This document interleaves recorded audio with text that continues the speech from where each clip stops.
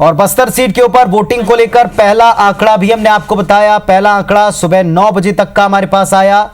10.2% मतदान हुआ है सुबह 9 बजे तक। बस्तर जिले में अभी का आंकड़ा आ गया है, वो भी आपको बता दें। बस्तर में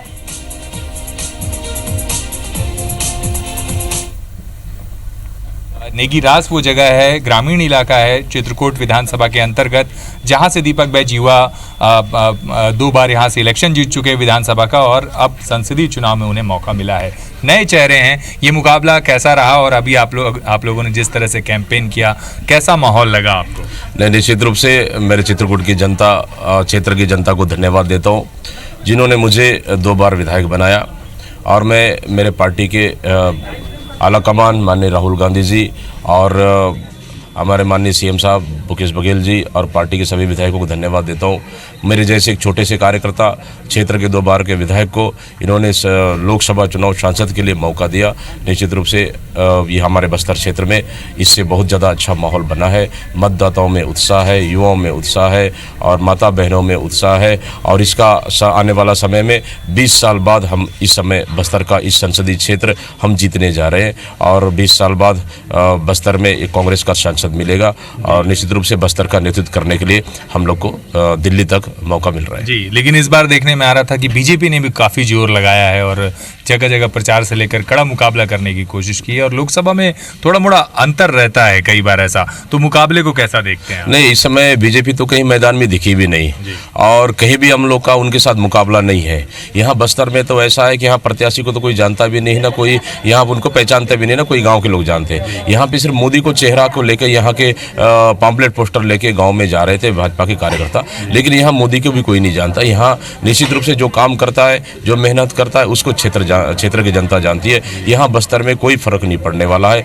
यहाँ कांग्रेस की लहर पिछले 2013 से चल रही है, और निश्चित रूप से यहाँ पे आने वाला समय में भी भारी मतों से मैं तो समझता हूँ कि इस समय 20 साल का इतिहास हम लिखेंगे, और लगभग 2 लाख से अधिक वोटों से हम जीतकर इस लोकसभा क्षेत्र से हम जीतकर जाएंगे जी। ये थे दीपक बैज जो बता रहे थे कि उन्होंने वोट किया और एक बड़ी लीड के साथ जीतेंगे।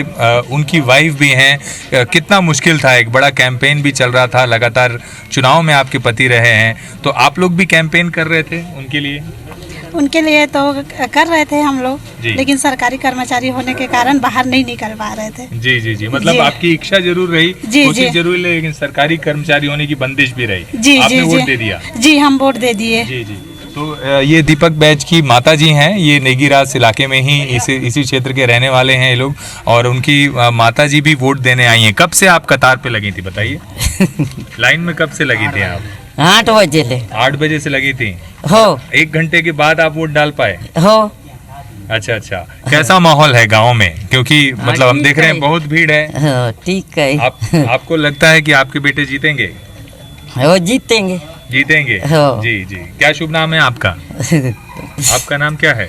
लक्ष्मी बाई बैज। जी जी। तो ये है दीपक बैज जी की माता जी लक्ष्मी बाई जी, जो सुबह से यहाँ पर कतार लगाकर उन्होंने अपनी बारी का इंतजार किया, वोट डाला, और आप देख सकते हैं कि इस इलाके में जो लोगों के बीच उत्साह है वो काफ़ी ज़्यादा है। बड़ी तादाद में लोग वोट देने के लिए आ रहे हैं। कैमरामैन मुकेश के साथ नरेश मिश्र, IBC 24 बस्तर।